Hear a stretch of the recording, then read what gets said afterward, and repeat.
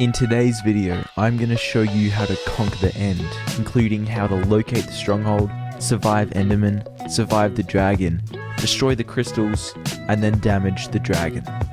So strap in and get ready for this video. To start with, I'm going to show you how to locate the stronghold. Now, locating the stronghold requires Eyes of Ender, and when you throw an Eye of Ender, it will go in a direction which leads to the closest stronghold. However, when you throw this Eye of Ender, it can sometimes be hard to see where it's pointing. So that's why, before you throw it, you should always make sure to go out into some open, clear space. Maybe bridge out, so that you can see exactly where the eye is leading. This is because eyes are hard to make, so it's not worth losing any because you've thrown it and you can't see where it went. Going into perspective also shows you exactly where it's gone. Now there are two things that could happen when you throw it. The first one is that there's a small chance that it could break and not drop any Eyes of Ender. However, most of the time, instead it will just drop the Eye of Ender and you can go pick it up and use it again. Now we're going to simply run in the direction that the Eye of Ender pointed for a couple hundred blocks before we're going to try it again. Now we want to keep on trying the Eye of Ender and following its direction until it goes behind us. This means that we've gone past the stronghold. So now we're going to go back in the other direction and keep throwing eyes until eventually they will throw down, showing us the spot to dig to find the stronghold. Now when we're digging down, it's important that you should dig with 2 block wide tunnel, so that if you accidentally dig into a cave, you'll be able to see before you mine straight down. Using the Eyes of Ender, they will always point to the stairwell at the entrance to the stronghold. So every time you'll be able to start searching for the portal room in the same spot. Now to find the portal room, the easiest way is going to be hugging the left wall, like people do to solve mazes. Simply just go forwards and stay on the left wall. It's also not a bad idea to place blocks where you've gone, so you make sure you never go through or get stuck in a loop. Now, there are lots of chests in the stronghold, which will give you iron as well as sometimes extra ender pearls. There are also 2 library rooms in each stronghold, with each containing 2 chests, one on the top story and one on the bottom story. There's also heaps of books that you can take for later on in the game. Now, after a while, you will stumble into the portal room. The first thing that you should do is kill the silverfish that spawned initially, and then quickly break the silverfish spawner so no more can spawn. Next, to make the room safe, you're going to use your water bucket to put out all of the lava. This way you won't accidentally fall into the lava and die before you make it into the end. Now we're ready to enter the end. When you enter the end, there's a chance that you'll be stranded out in the open, surrounded by empty void. So to get to the main island, what you're going to want to do is bridge over. It's a good idea to do this slowly and carefully so you don't fall into the void or risk looking at Endermans early on.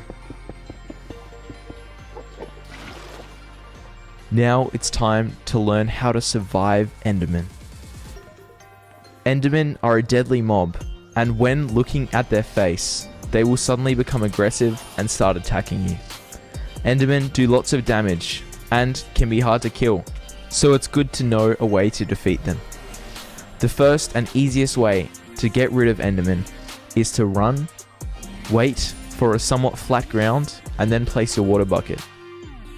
Endermen take damage when they're in water, so if you simply stay in your water bucket, the Enderman cannot come and hurt you. It doesn't matter how many Endermen are chasing you or are somehow on your trail. There could be heaps of them, but all of them still cannot touch you. Make sure to stay in the center of your water, and then you can safely take out all of the Endermen while they can't touch you. However, this might not always be the case, so it's good to have a little safe area to run to if you run out of water. To make this safe area, you're going to make a platform that is 2 blocks off the ground, which means that you can stand in it, but Endermen, who are 3 blocks tall, will not be able to go in here.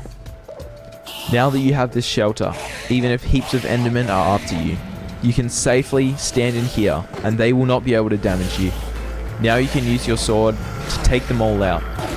This is also a good way to get pearls to survive fall damage from the dragon, which we'll talk about soon.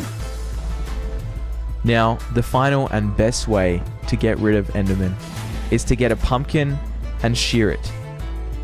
Now, mine this up and you can actually put it on your head as a helmet. Now, the cool thing about this is that Endermen do not realize that you're looking at them if you're wearing a pumpkin.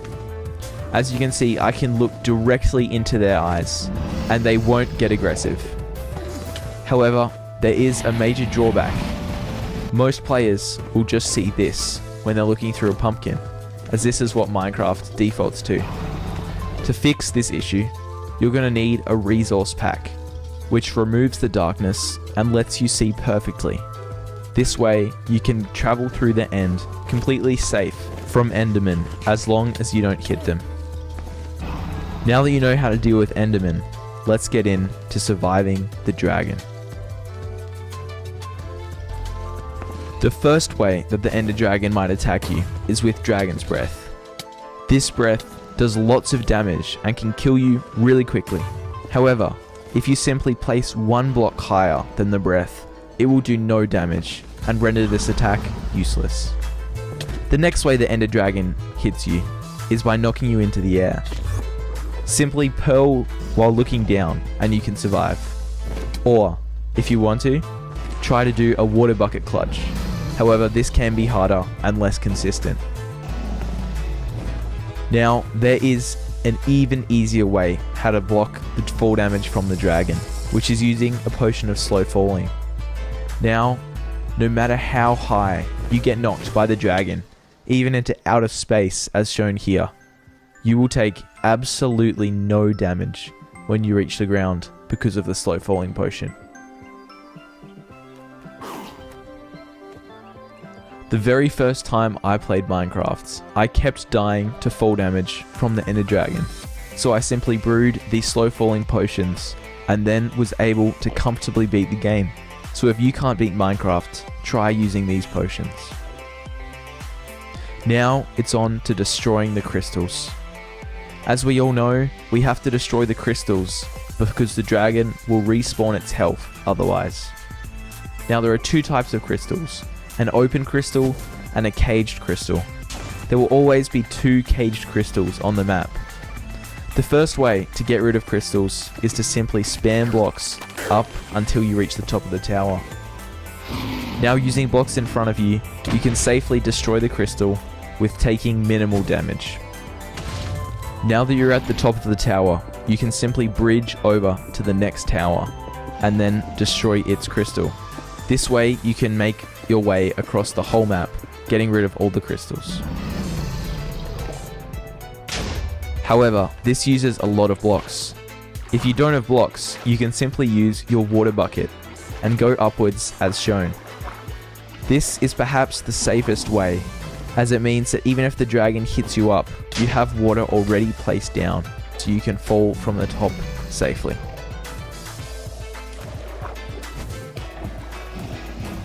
Now, with the cage crystals, the way to take them out is to get into the corner, swim upwards, and then safely punch them, and you'll take barely any damage. Now, another way that is commonly seen to destroy crystals is using a bow. However, shooting a cage crystal can be quite difficult. So when you're trying to do it, I would aim into that slight gap in the corner, take your time, and you will be able to destroy the crystals. Now that you've destroyed all the end crystals, it's time to start to damage the dragon so you can beat the game.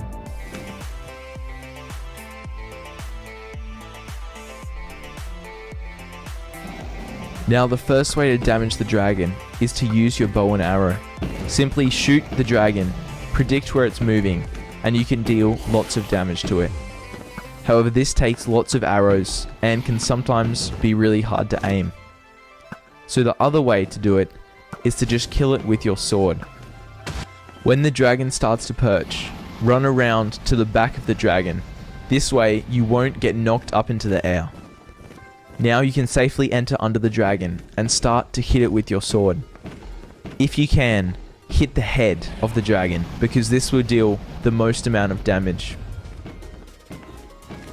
Now after not too long, the dragon will fly away and you can go back to trying to shoot it with your bow and arrow.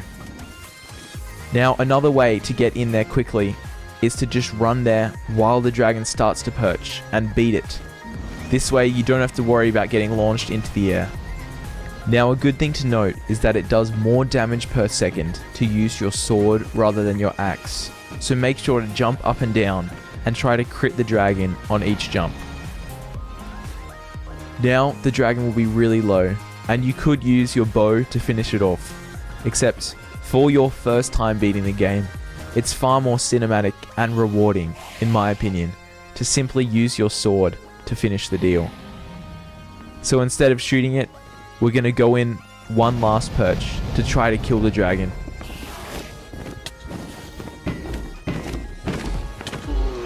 Now just like that, we have killed the Ender Dragon, conquered the end, and beaten Minecraft. Congratulations if this is your first time beating the game. Now, if you enjoyed this video and learnt something along the way, make sure to like and subscribe, it helps me out a lot. Anyway, God bless guys, I'll see you in the next video.